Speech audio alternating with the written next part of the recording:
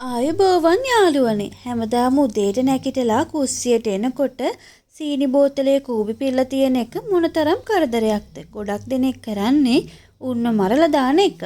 ඒත් සතුන්ට ආදරය කරන ඔබට පුළුවන් උන්ට පොඩ්ඩක්වත් හානියක් නොකර උන්ව පළවා හරින්න.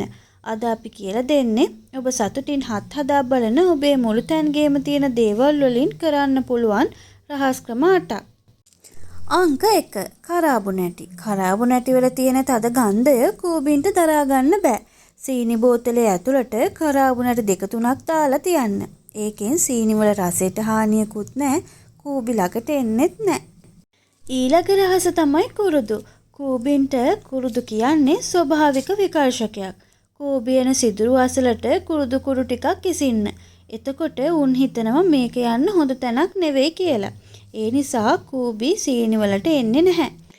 ඔබ දන්නවද හුණු කූරු වල තියෙන කැල්සියම් කාබනේට් වලට කූඹි බයයි. කූඹියන පාරවල් හරහා හෝ සීනි බෝතලේ වටේ හුණු කූරකින් ඉරක් අදින්න. උන්නේ ඉර පහු කරලා කවදාවත්ම එන්නේ නැහැ. 4 වෙනි එක තමයි දෙහි. දෙහි වල තියෙන සිට්‍රික් අම්ලය කූඹීන්ගේ සංවේදන හැකියාව අවුල් කරනවා. දෙහි උෂ ස්වල්පයක් කූඹියන දොරවල් සහ ජනේල අසරින් තවරන්න. ඒ නැවුම් සුවඳ අපිට හොඳ වුණාට කූඹින්න පළවා හරින්න ඒක හොඳ බෙහෙතක්. 5 වෙනි ක්‍රමය තමයි පවුඩර් බාධකය. බේබි පවුඩර් හෝ ටෙලිකම් පවුඩර්. පවුඩර් වල තියෙන අංශු කූඹින්ගේ ඇගේ තැවරුනාම උන්ට ගමන් කරන්න අපහසුයි. කූඹි නිතරම යන පාරවල් වලට පවුඩර් ටිකක් ඉසින්න. 6 වෙනි ක්‍රමය තමයි විනාකිරි සුවඳ පිරිසුරු කාරකය. විනාකිරි සහ ජලය 1:1 අනුපාතයට මිශ්‍ර කරලා ස්ප්‍රේ බෝතලයකට දාගන්න. කූඹි අවතු පාරවල් මේකෙන් පිස දැමුවාම උන් ඉතුරු කරලා ගිය සුවඳ පාර නැති වෙනවා.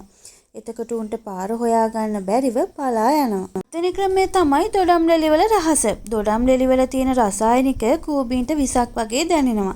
දොඩම් ලෙලි කෑලි කිහිපයක් කූඹි ගුල අසල තියන්න. ඒක ස්වභාවිකවම උන් එතනින් ඉවත් කරනවා. ඉතින් ඔයාලා මෙන්න මේ ක්‍රමයේදී ගොඩක් ළඟින් තියන්නත් එපා. ටිකක් කූඹි ගොල ඈතින් තියන්න. 8 වෙනි ක්‍රමය තමයි වතුර බාධකය. අන්තිම සහ සරලම ක්‍රමය තමයි වතුර බාධකය. කූඹින්ට වතුර හරහා පීනන්න බෑ. ඒ නිසා වතුර පිරවූ කුඩා බදුනක් මැද ඔබේ සීනි බෝතලේ තියන්න. මේක කවදාවත් වැරදෙන්නේ නැති ක්‍රමයක්. මේ හැම දෙයකටම වඩා වැදගත් වෙන්නේ ඔබේ කුස්සිය පිරිසිදුව තියාගන්න එක. සීනි හැලුණු ගමන් පිස දාන්න මතක තියාගන්න. අපිට හානියක් නැති මේ පුංචි සත්තුන්ව මරන්න නැතුව අපේ නිවසින් ඉවත් කරගන්න මේ ක්‍රම අදම උත්සාහ කරලා බලන්න. වීඩියෝ එක වටිනවා කියලා හිතෙනවා නම් යාළුවන්ටත් බලන්න ෂෙයා කරන්න. තවත් මෙවැනි වීඩියෝ බලන්න අපිව සබ්ස්ක්‍රයිබ් කරන්න අමතක කරන්න එපා. සුබ දවසක්.